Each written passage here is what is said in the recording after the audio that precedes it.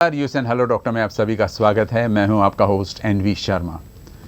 दुनिया काफ़ी प्रगतिशील हो चुकी है, कई सारे एडवांसेस आए, टेक्नोलॉजी में भी एडवांसेस देखने को मिला है। अलावा इसके अगर टेक्नोलॉजी एडवांस है तो मेडिकल साइंसेस या मेडिकल हेल्थ या सेवा जो है ये भी इसमें भी एडवांसेस हुए। लेकिन विडंबना की बात तो देखिए कि इतने एडवांस टेक्नोलॉजी के बावजूद हम एक बीमारी जिसको कहते हैं डायबिटीज़ या मधुमेह, इसके ऊपर कोई नियंत्रण नहीं रख सकते। आज भी इसकी संख्या बढ़ती चली जा रही है। WHO की एक रिपोर्ट है जिसमें उन्होंने कहा कि कम से कम 7 करोड़ पेशेंट्स इंडिया में ही डायबिटीज़ के पाए जाते हैं, चाहे वो कोई भी टाइप 1 या टाइप 2 के हो। लेकिन इसके लिए उपाय क्या है और इसके लिए क्या कंट्रोल कैसे किया जा सकता है, इसके बारे में आज हम बात करेंगे। और इसलिए आज हमने आमंत्रित किया है मेडिकल कॉलेज स्क्वायर पर माधोबाग क्लिनिक के हेड डॉक्टर सात्विक पवार, जो पिछले 11 सालों से जुड़े हुए हैं माधोबाग से। और अलावा इनका रिसर्च में काफ़ी कुछ एक अच्छी पकड़ है और अच्छा एक्सपर्टाइज़ है। इनसे हम बात करेंगे और जानेंगे कि डायबिटीज़ क्या है, डायबिटीज़ को कैसे कंट्रोल किया जा सकता है, उसके इल इफ़ेक्ट्स या साइड इफ़ेक्ट्स क्या होंगे, इसके बारे में आज हम जानकारी देंगे। सबसे पहले आपका बहुत बहुत स्वागत। सर, कहते हैं कि डायबिटीज़ के जो मरीज़ है 7 करोड़ सिर्फ इंडिया में ही, और ये संख्या ये मीटर अभी चलती जा रही है। तो करीब करीब देखा जाए तो हर एक घर में एक डायबिटिक पेशेंट तो मिलेगा ही, चाहे वो डायरेक्ट या इनडायरेक्टली इन्वॉल्व हो। बिल्कुल। तो ये इतना स्ट्रॉन्ग डिजीज़ जो है इसको कैसे कंट्रोल किया जा सकता है, और ये क्यों, क्या रीज़न है इसका कि ये बढ़ते चला जा रहा है? ओके, सबसे पहले तो हम लोग डायबिटीज़ के बारे में ये बात जान ले कि ये एक लाइफस्टाइल डिसऑर्डर है। मतलब हमारी रोज़मर्रा की जो ज़िंदगी है उससे जुड़ा हुआ है। हमारे खान पान, रहन सहन, हमारे विचार, इन सभी चीज़ों से ये जुड़ा हुआ है। और ये लाइफस्टाइल डिसऑर्डर होने के साथ साथ ये प्रोग्रेसिव भी है, मतलब निरंतर ये बढ़ता रहता है जी। हम लोग ये चाहते हैं कि एक डायबिटीज़ की गोली ले ले और उसमें हमारा डायबिटीज़ रिकवर हो जाए। लेकिन जब हम लोग वो गोली लेते हैं तो गोली लेने के बावजूद हम सिर्फ डायबिटीज़ को नियंत्रण में रखते हैं, हम उसे पूरी तरह से ठीक नहीं कर रहे, उसको मिटा नहीं रहे हैं। तो ये सबसे मूल कारण है कि हम हमारी जीवन शैली में हम बदलाव लाने की कोशिश नहीं कर रहे हैं। लाइफ फास्ट हो गया है, फास्ट फूड है, जंक फूड है, ऑयली फूड है, स्ट्रेस्ड लाइफ है।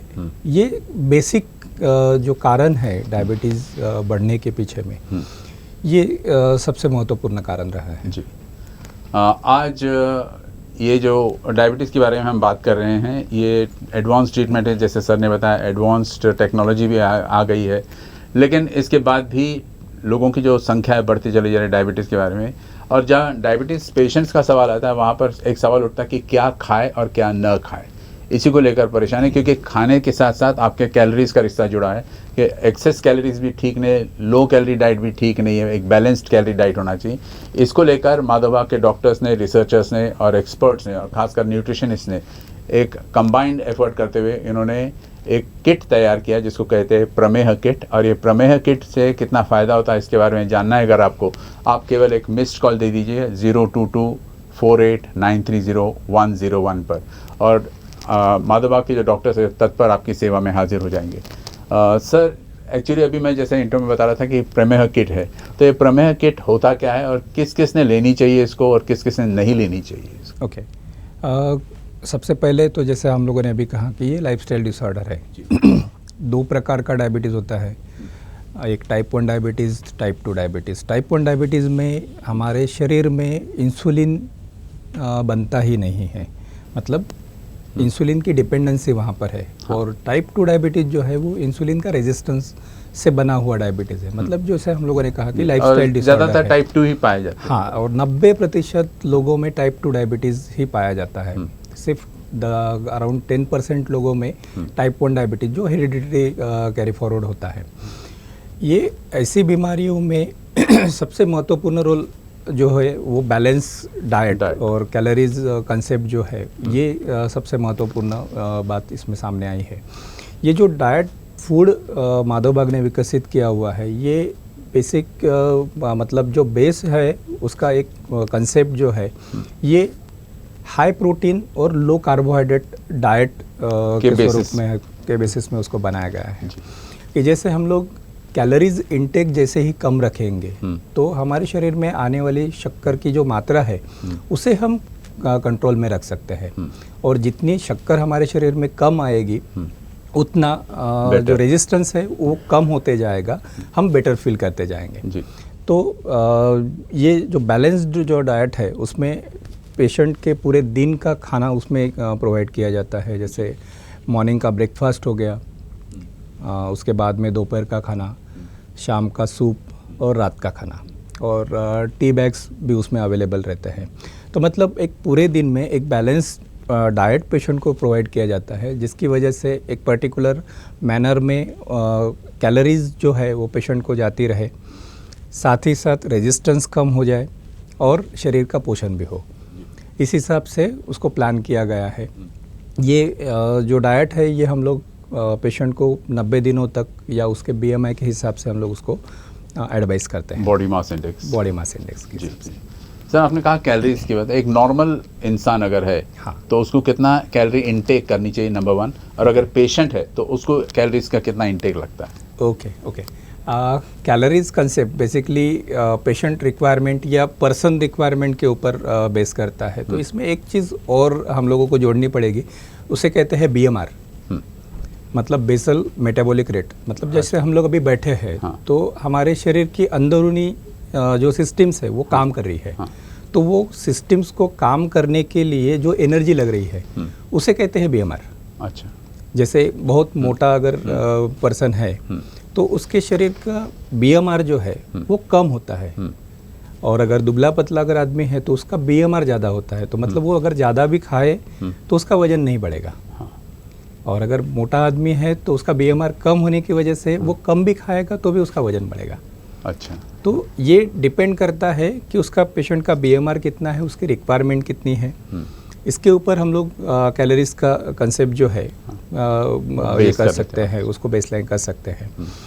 सेकंड चीज़ कि जैसे एक नॉर्मल जो पर्सन है, मतलब सेडेंट्री लाइफस्टाइल वाला पर्सन अगर है तो करीब रेगुलरली 2000 से 2500 3000 तक कैलोरीज रेगुलरली लेता है पर डे इन 24 आवर्स। तो ये इतनी कैलोरीज मिनिमम वो पर्सन लेता है। हम जो भी डाइट प्लान पेशेंट को एडवाइस करते हैं या जो प्रमेय डाइट जो हम लोग पेशेंट को प्रोवाइड करते हैं, ये इसी कंसेप्ट के ऊपर डिपेंड है कि मुझे दिन भर में कितनी कैलोरीज लगने वाली है, मैं कितनी कैलोरीज ऊपर से लेने वाला हूँ और कितनी कैलोरीज मैं बर्न करने वाला हूँ। अच्छा। तो ये सब कैलकुलेटेड है? हाँ, ये सब कैलकुलेटेड है सर। लेकिन अगेन बुजुर्गों में, बच्चों में, युवा जो वर्ग है वो, महिलाओं में, इन पे डिफर करता होगा नहीं? हाँ, ये चीज़ें सभी जगह पे डिफर करती है। जैसे मैंने BMR जो कहा, बेसल मेटाबॉलिक रेट जो मैंने कहा, तो इसके ऊपर हर पर्सन टू पर्सन ये चीज़ें सब वेरी होती जाएगी। बेसिकली ना, जैसे अभी हम लोग लाइफस्टाइल डिसऑर्डर के बारे में जैसे बात करें तो ज़्यादातर लोग जो पेशेंट्स हमारे पास में आ रहे हैं अभी, तो ये इसके कोविड के बाद तो ये 30+ पेशेंट्स आना शुरू हो गया है। पहले अराउंड 40-45 के अबव के सब पेशेंट्स थे। तो अभी थोड़ा सा यंग जनरेशन इसमें इन्वॉल्व हो गया है। ये सब लाइफस्टाइल चेंज, जैसे कोविड के पोस्ट कोविड कंडीशंस भी इसमें इन्वॉल्व है। तो इन सब चीज़ों के चलते हुए थोड़ा सा एग्रेशन जो है ना वो ये बढ़ा है इसमें जी डायबिटीज़ का। तो हम अपने दर्शकों को बता दें कि ये जो प्रमेय किट है ये लोगों के इंडिविजुअल BMR के बेसिस पर तय होता है, नंबर 1, और नंबर 2, इसको लेने पर 3 महीने के अंदर माधोबाग का दावा है कि डायबिटीज़ रिवर्सल हो सकता है। इसके बारे में अधिक जानकारी हासिल करने या आपको ये डाइट बॉक्स की ज़रूरत है या नहीं है, इसको जानने के लिए अपने नज़दीकी MB क्लिनिक यानी माधोबाग क्लिनिक को ज़रूर विजिट कीजिएगा। और अगर आप व्यस्त है तो आप केवल एक मिस्ड कॉल करें 02248930101 पर, और डॉक्टर्स जैसे मैंने कहा आपकी सेवा में हाजिर रहते हैं। सर, एक बात पूछना था कि जैसे हम लोग उनको सबको डाइट बॉक्स की ज़रूरत है, तो ये कितनी अवधि तक, कितने समय तक इसकी ज़रूरत पड़ती है अगर उसने 90 डेज़ का ट्रीटमेंट शुरू कर दिया? हाँ। और ये कैसे हेल्पफुल होगा आगे चलकर? ओके। इन सब चीज़ों में जैसे हम लोगों ने कहा कि टाइप 2 डायबिटीज़ है, इंसुलिन के रेजिस्टेंस की वजह से तैयार हुआ डायबिटीज़ है। इनमें सबसे ख़ास बात ये होती है कि पेशेंट का वज़न बढ़ा हुआ दिखता है, और पेशेंट का बढ़ा हुआ जो वज़न है वो लिपिड की वजह से होता है, कोलेस्ट्रॉल की वजह से होता है। तो कोलेस्ट्रॉल को जब तक हम लोग रिवर्साइज नहीं करेंगे या उसको रेगुलराइज नहीं करेंगे तब तक उसका रेजिस्टेंस कम नहीं हो सकता। तो ये जो ट्रीटमेंट जो बेस की गई है ये BMI के ऊपर है, मतलब बॉडी मास इंडेक्स के ऊपर डिपेंड करती है। हाइट वेट हाँ, हाइट और वेट का जो प्रपोर्शन है उसके ऊपर डिपेंड की जाती है। जैसे हमें अभी पेशेंट का एक 4 kg वेट अगर एक्सिस है तो हमें अगर 4 kg वेट लॉस करना है तो हम पेशेंट को 1 महीने का डाइट प्लान एडवाइस करेंगे। अच्छा, मतलब नॉट नेसेसरी कि फुल 3 मंथ्स। नॉट नेसेसरी कि हर पेशेंट को हम लोग 3 महीने का डाइट देंगे। हाँ। उसका BMI अगर जैसे नॉर्मल BMI 19 से 23 ये नॉर्मल BMI होता है। अगर पेशेंट का BMI 24 या 25 है तो हमें उसका 4 किलो अराउंड वजन कम करना है, तो हम उसको 1 महीने का डाइट प्रोवाइड करेंगे। राइट। उसके बाद में उनको डाइट प्रोग्राम के ऊपर ही हम लोग रखने वाले हैं, लेकिन उसमें कैलोरी रिस्ट्रिक्शंस रहेगी, लेकिन हम उनको 1 महीने के ऊपर डाइट पे नहीं रखेंगे। अगर हमें 8 kg तक वेट लॉस एक्सपेक्टेड है तो 2 महीने का डाइट प्रोग्राम हम लोग पेशेंट को एडवाइस करते हैं। अराउंड 10 kg के अबव अगर पेशेंट को वेट लॉस एक्सपेक्टेड है तो उसमें 3 महीने का हम लोग डाइट प्रोग्राम मतलब एक मैक्सिमम अंदाज है कि मैक्सिमम 90 डेज का डाइट प्रोग्राम रहता है, 3 मंथ्स का रहता है। उसमें बहुत सारी चीज़ें और भी है कि जैसे पेशेंट को क्या क्या दवाइयाँ चल रही है, डायबिटीज़ कितने सालों से है, इंसुलिन पे अगर पेशेंट है तो उनमें थोड़ा सा उसका बेसिक जो हिस्ट्री रहता है, डिसीज हिस्ट्री जो रहती है, उसके कॉम्प्लिकेशंस है, पेशेंट कोई कॉम्प्लिकेशंस में है क्या, तो इन सब चीज़ों के ऊपर उसका ड्यूरेशन तय होता है। तो मिनिमम 1 मंथ और मैक्सिमम 3 मंथ्स हम लोग डाइट एडवाइस करते हैं पेशेंट को। इससे पहले कि हम आगे बढ़े, मैं चाहता हूं कि आप एक ऐसे पेशेंट से मिलिएगा जो इस डाइट बॉक्स का फ़ायदा उठाकर एक स्वस्थ और नॉर्मल जीवन जी रहा है। पहले इस वीडियो को देखते हैं और फिर आगे बढ़ते हैं। Can we have that video please? मुझे डायबिटीज़ का प्रॉब्लम 2-3 साल से है। मेरा शुगर नॉर्मली हाई रहता था, but suddenly I think lockdown के चलते जनवरी 2021 में मैंने जब टेस्ट किया तो मेरा शुगर सडनली 300 के आसपास शूटअप हो गया था। जैसे हमने आयुर्वेदिक ट्रीटमेंट के बारे में सोचा तो एक नाम हमारे जहन में आया जिसका नाम है माधव बाग। जो हम लोग डाइट बताएंगे या फिर हमारा जो प्रोग्राम है या प्रोटोकॉल्स है आप वो फॉलो करोगे तो आपका डायबिटीज़ कम्प्लीटली रिवर्सल हो जाएगा, ये उन्होंने हमें आश्वासन दिया। तो मेरा डाइट रिजीम चालू हुआ। डाइट चालू हुआ, इनिशियली डाइट बॉक्स दिया माधव बाग ने हमें, तो डाइट बॉक्स मैंने फॉलो किया।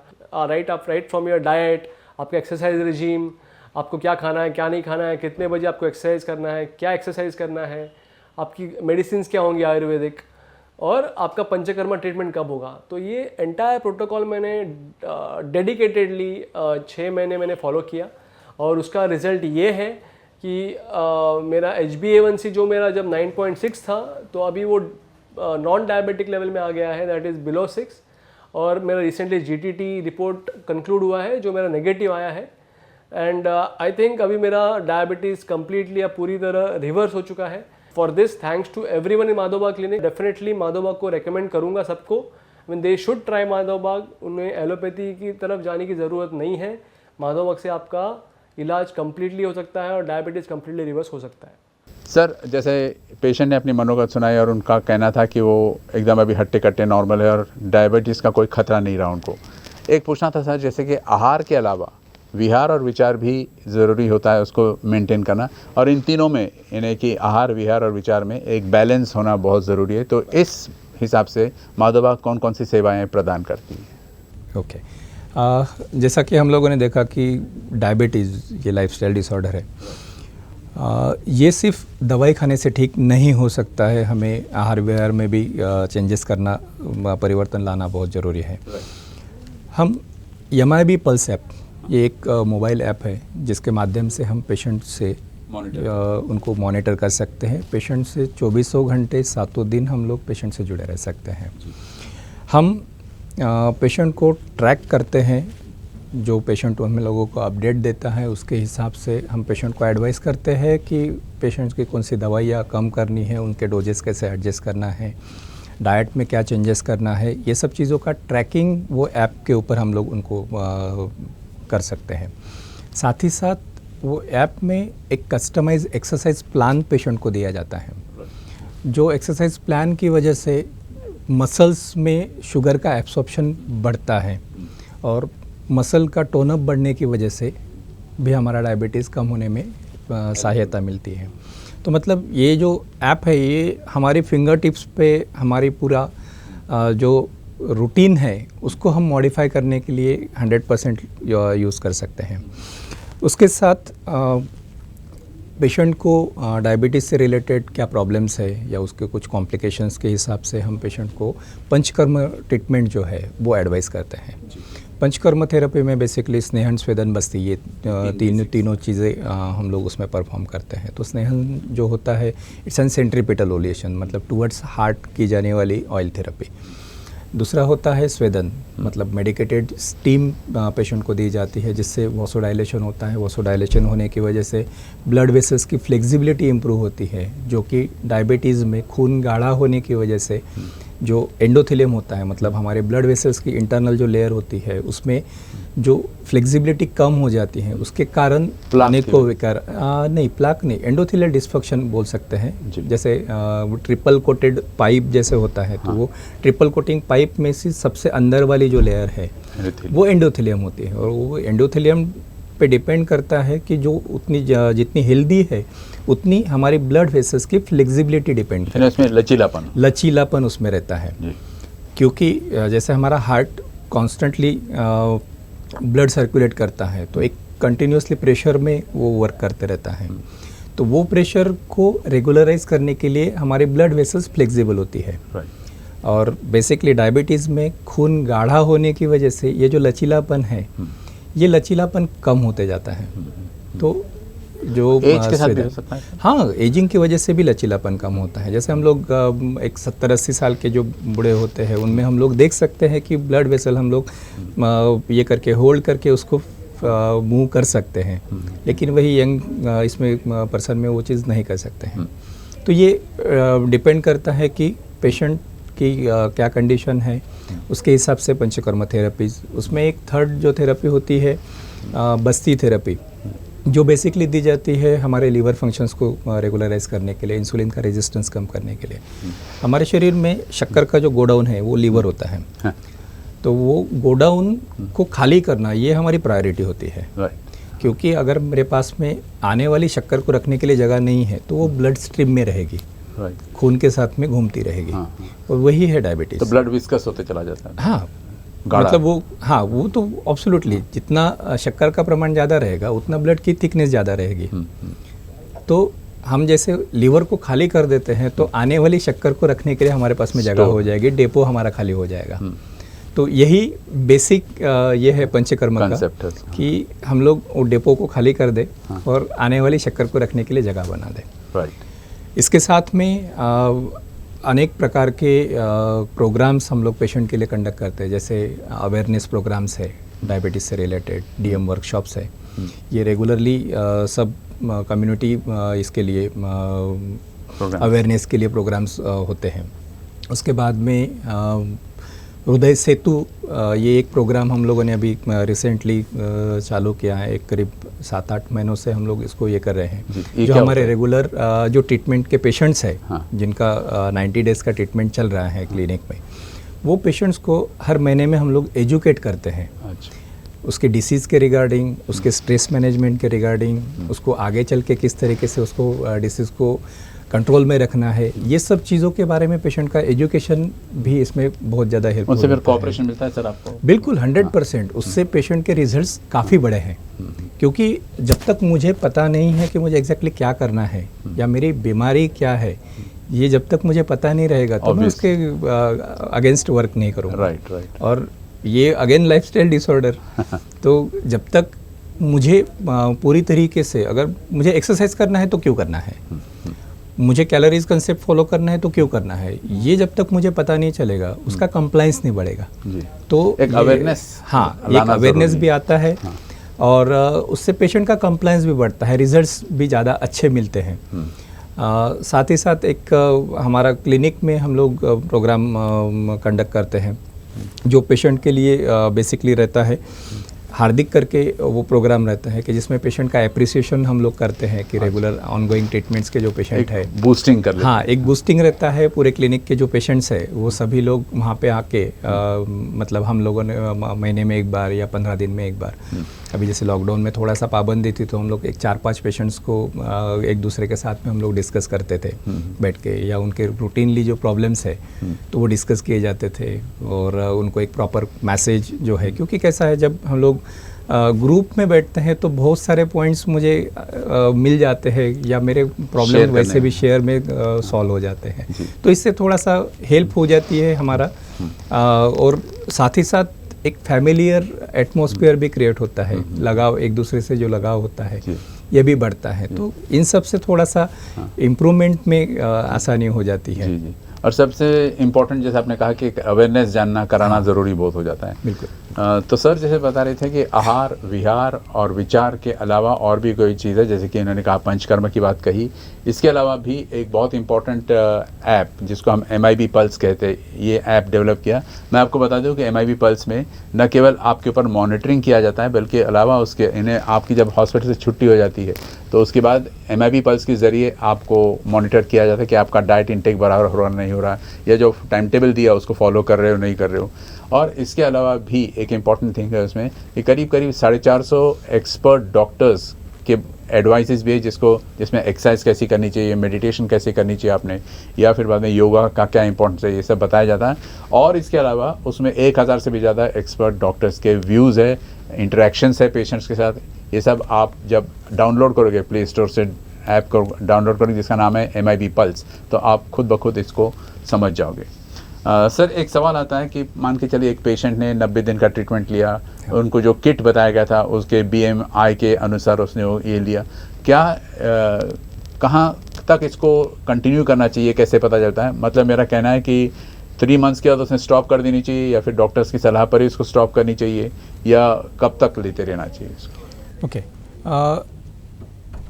जैसा कि एक्सपेक्टेड वेट लॉस, पेशेंट का एक्सपेक्टेड वेट लॉस जो है उसके ऊपर डिपेंड करता है। कभी कभार जैसे अभी ओबेस पेशेंट है, मॉडरेटली ओबेस पेशेंट है, ग्रेड 1 ग्रेड 3 ओबेसिटी का अगर पेशेंट है तो इसमें 20 kg के ऊपर वेट लॉस एक्सपेक्टेड रहता है, तो हम लोग वैसे कंडीशन में पेशेंट के हिसाब से हम वो प्लान को थोड़ा सा ये करते हैं, मॉडिफाई करते हैं। तो उसके हिसाब से उनको एक्स्ट्रा डाइट उनको प्रोवाइड किया जा सकता है, वो अकॉर्डिंगली पेशेंट कंडीशन के ऊपर वो डिसाइड किया जा सकता है। सर आपका दावा है जैसे कि आपने कहा 90 डेज़ का ट्रीटमेंट लो तो डायबिटीज़ रिवर्सल होता है। हाँ। तो आप कैसे कंफर्म कर सकते हो कि डायबिटीज़ रिवर्सल हो चुका है और now the patient is free from diabetes, ये आप कैसे तय करते हो? ओके। ये महसूस करने वाला सबसे पहले तो पेशेंट ही होता है। हम लोग तो सिर्फ उसको कंफर्म करते हैं। अच्छा। रुग्ण के जो बेसिक जो लक्षण है वो लक्षणों में सुधार होते सबसे पहले दिखाई देता है, कि जैसे एक बेसिक जो पैरामीटर्स है कि जैसे पेशेंट का वेट कम होते जा रहा है ड्यूरिंग ट्रीटमेंट, उसके बाद में सिम्टोमेटिक इम्प्रूवमेंट है, जैसे मुझे थकावट जो है वो आना कम हो गया है, मेरा यूरिन फ्रीक्वेंसी जो है रात को जो पेशाब को जो उठना पड़ता है वो फ्रीक्वेंसी यूरिनेशन वो कम हो गई है, मेरे स्किन का लस्टर जो है ग्लो बढ़ रहा है, रीगेन हो रहा है। तो ये जो प्राइमरी जो सिम्टम्स है, ये प्राइमरी सिम्टम्स कम होना शुरू हो जाता है, ये बेसिक चीज़। उसके बाद में उसके रेगुलर जो शुगर के पैरामीटर्स है, जैसे फास्टिंग पोस्ट मील शुगर है, उनका नॉर्मल आना, ये एक चीज़, या वो कम होते हुए दिखाई देना। उसके साथ HbA1c धीरे धीरे कम होते जाना, ये बेसिक चीज़ है। HbA1c क्या होता है? HbA1c ये हमारा लास्ट 3 महीने का शुगर का एवरेज होता है। अच्छा। जो जैसे हम लोग फास्टिंग और पोस्ट मील जैसे हम लोग चेक करते हैं, तो ये खाना खाने के पहले और खाना खाने के 2 घंटे के बाद ऐसा शुगर हम लोग देखते हैं जी। तो इसमें बहुत बार ऐसा होता है कि हमने आज क्या खाया है इसके ऊपर वो डिपेंड करेगा, या मैंने कल रात को क्या खाया है उसके ऊपर मेरा फास्टिंग शुगर डिपेंड करेगा। तो HbA1c जो है ये एवरेज शुगर है हमारे लास्ट 90 डेज़ का। अच्छा। और ये सिग्निफिकेंट हम लोग बता सकते हैं कि जिसके ऊपर डायबिटीज़ का कंडीशन क्या है, मतलब अराउंड 5.8 के नीचे अगर वो है तो वो नॉर्मल है, मतलब नॉन डायबिटिक है। 5.8 से 6.5 तक अगर है तो वो प्राइमरी फेज में है, डायबिटीज़ के प्राइमरी फेज मतलब में डेंजर जोन में आ रहा है। नहीं, हाँ, प्राइमरी फेज में, मतलब डायबिटीज़ शुरू हो गया है। अच्छा, प्री डायबिटिक फेज में। जैसे हम लोग 6 से 7 के बीच में अगर है और विथ नॉन डायबिटिक तो उसे गुड कंट्रोल रेंज बोला जाता है। अच्छा, 7 के ऊपर है तो फिर अनसेटिस्फैक्ट्री कंट्रोल, उसके ऊपर वो फिर बढ़ना शुरू हो जाता है। तो ये जो चीज़ें हैं, ये पैरामीटर बेसिकली हम लोग हमारे डायबिटीज़ के आज की क्या कंडीशन है इसे डिटेक्ट करने के लिए यूज़ कर सकते हैं।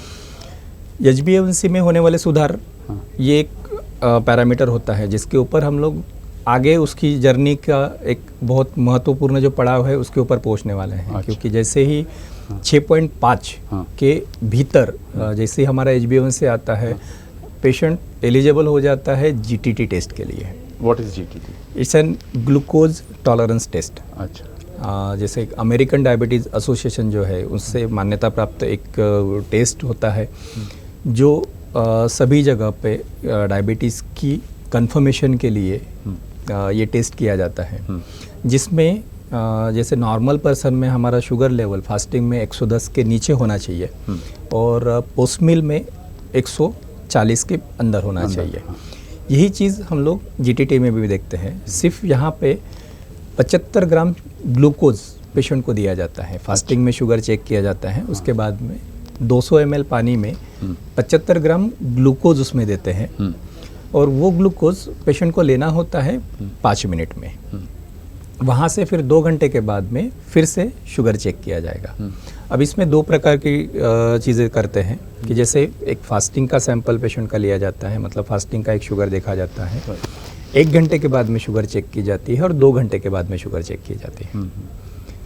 इसमें फास्टिंग जो है वो 110 के भीतर, जैसे नॉर्मल इसमें हम लोग देखते हैं वैसे ही 110 के भीतर अगर है तो वो नॉर्मल है।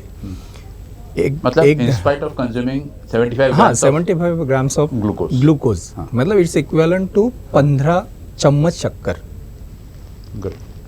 तो इतना, और उसमें अगर वो पास हो रहा है, हाँ, उसमें अगर वो पास हो रहा है, मतलब जैसे अभी 1 घंटे के बाद में अगर उसका फ्लक्चुएशन अगर देखते हैं तो वो अगर 200 के भीतर है तो ओके, 200 अगर क्रॉस हो रहा है तो वो इसमें पॉजिटिव इसमें जाएगा और 2 घंटे के बाद में 140 के भीतर अगेन।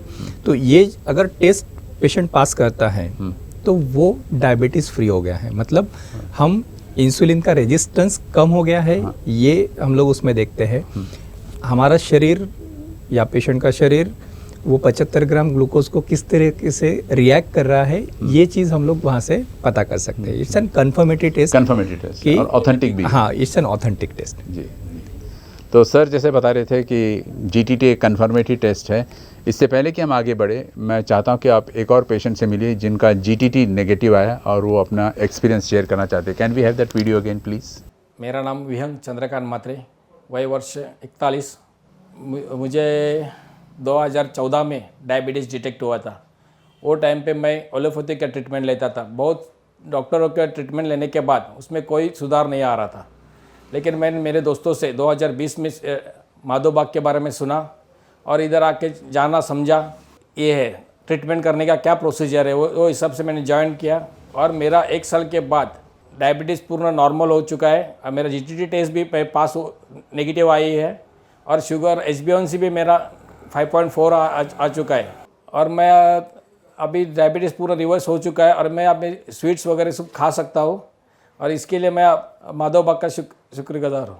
तो सर जैसे GTT अगर नेगेटिव आए इसका मतलब है कि वो डायबिटीज़ से फ्री हो गया है, तो क्या चांसेस है कि वो वापस रिकर होने के चांसेस है या नहीं है? क्योंकि आप तो मॉनिटरिंग करते ही हो, लेकिन पेशेंट का कोऑपरेशन भी बहुत ज़रूरी है, तो फिर से रिकर होने के चांसेस है क्या? ओके, जैसा कि मैंने अभी कहा कि GTT नेगेटिव आना, ये एक आपके शरीर में 75 ग्राम ग्लूकोज पचाने की कैपेसिटी तैयार होना, मतलब इंसुलिन का रेजिस्टेंस कम होना, ये चीज़ आपके शरीर में ऑलरेडी तैयार हो चुकी है। अब ऐसे मरीज़ों में दोबारा से डायबिटीज़ रिलैप्स होने की जो संभावनाएं हैं, ये जांचने के लिए एक रिसर्च कंडक्ट किया गया था।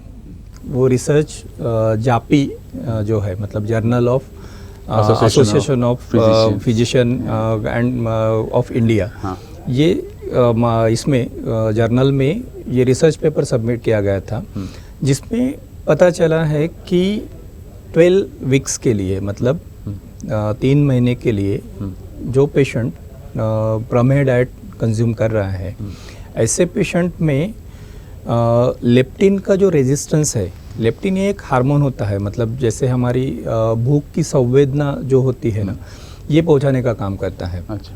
तो ये एक हार्मोन जो है, इसका रेजिस्टेंस कम हो गया है, ये उसमें पता चला। मतलब बिना किसी एलोपैथी दवाई के पेशेंट का 1 साल के बाद भी उसका शुगर लेवल्स नॉर्मल दिखाई दी है। हाँ। इसमें कुछ फैक्टर्स और भी है, जैसे हम लोगों ने उसमें कुछ चीज़ें देखी थी कि जैसे पेशेंट का HbA1c बिलो 7 होना चाहिए, मतलब उसमें रिलैप्स होने के चांसेस कम रहेंगे।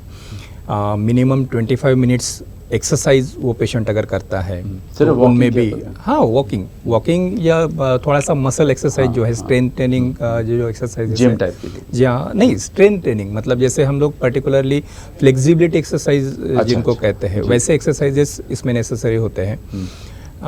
उसके बाद में सिग्निफिकेंट वेट लॉस जो पेशेंट में दिखता है, ऐसे रुग्णों में साल भर के बाद भी डायबिटीज़ का रिकरेंस जो है वो नहीं हुआ है। अच्छा। मतलब ये बेसिक चीज़ें हैं जिसके ऊपर हम कंफर्म कर सकते हैं कि हमें डायबिटीज़ रिलैप्स नहीं हो सकता है। राइट। जी सर, जैसे सर बता रहे थे कि GTT अगर आपका नेगेटिव आ जाए तो आप डायबिटीज़ रिवर्सल में कामयाब हो गए हैं और ये रिकवर होने के चांसेस बहुत कम है, जैसे सर ने कहा, अगर प्रिकॉशंस लिया तो हमने। इतना ही नहीं, नॉर्मल ब्लड शुगर का मतलब है कि हम डायबिटीज़ से फ्री हो गए। ये बात माधवबाग डायरेक्टली क्लेम नहीं कर रहा, बल्कि नेशनल और इंटरनेशनल जर्नल है, जैसे सर ने कहा, journal of association of physicians of India, इस जर्नल में भी ये आर्टिकल इनका छपा है GTT टेस्ट को लेकर, और एक कन्फर्मेटरी टेस्ट है सर का कहना है। अगर आप भी आपके डायबिटीज़ को रिवर्स करना चाहते हो तो माधवबाग के नियरेस्ट क्लिनिक में ज़रूर विजिट कीजिएगा, या एक मिस्ड कॉल दीजिएगा 022489300101, जो आपकी स्क्रीन पर बार बार फ्लैश हो रहा है। अलावा इसके सर ने कहा कि एक्सरसाइज भी इतना इम्पोर्टेंट हो जाता है ताकि आप कंट्रोल में रह सकें। सर, जैसे माधवबाग के इस ट्रीटमेंट से, जिसको आप प्रेमा किट कहिए या 3 मंथ्स का डायबिटीज़ रिवर्सल ट्रीटमेंट मेथड जो है आपकी, इससे माधवबाग के 10,000 से भी ज़्यादा पेशेंट्स क्योर हो गए। स्वाभाविक है कि इस कार्यक्रम को देखने वाले जो व्यूअर्स हैं उनके मन में भी ये सवाल उठाऊंगा कि मैं अपने डायबिटीज़ को रिवर्स कर सकता हूं क्या? तो ऐसे मरीजों को जो इस कार्यक्रम को देख रहे हैं, आप क्या एडवाइस दोगे सर? बिल्कुल, मुझे कहने में एक बहुत खुशी होगी, जैसे आपने कहा कि 10,000 पेशेंट से ज़्यादा माधवबाग में ठीक हो चुके हैं। हम लोग अभी रिसेंटली वर्ल्ड डायबिटीज़ डे के उपलक्ष्य में एक इवेंट हम लोगों का अभी ऑनगोइंग है, चल रहा है, जो 7 से 14 तारीख तक हम लोग रन कर रहे हैं, जिसमें 2,500 से 3,000 पेशेंट्स को हम लोग फेलिसिटेट करने वाले हैं, जो डायबिटीज़ से पूरी तरह से मुक्त हो चुके हैं। उनका फेलिसिटेशन इस दौरान होने वाला है। मैं सभी लोगों से यही कहूँगा कि आप भी वो लोगों में आप बिल्कुल सहभागी हो सकते हैं, आप भी इस डायबिटीज़ रिवर्सल का हिस्सा बिल्कुल बन सकते हैं। तो क्या वो अपने एक्सपीरियंस से सुनाएंगे सर वो पेशेंट्स? हाँ, बिल्कुल। विजिटर्स को वो ये करेंगे। उसके बाद में एक फेलिसिटेशन कि जैसे मैंने GTT पास कर लिया है, मेरा HbA1c 6.5 के भीतर है, मुझे डायबिटीज़ की कोई भी दवाई नहीं है, ऐसे सिलेक्टेड कैटेगरीज के पेशेंट्स उसमें है, जो कम से कम 2,500 से 3,000 पेशेंट्स का फेलिसिटेशन उसमें होने वाला है। मैं एक मैसेज के रूप में सब लोगों को यही बताना चाहूँगा, टाइप 2 डायबिटीज़ रिवर्स हो सकता है, बस थोड़े से बदलाव की ज़रूरत है।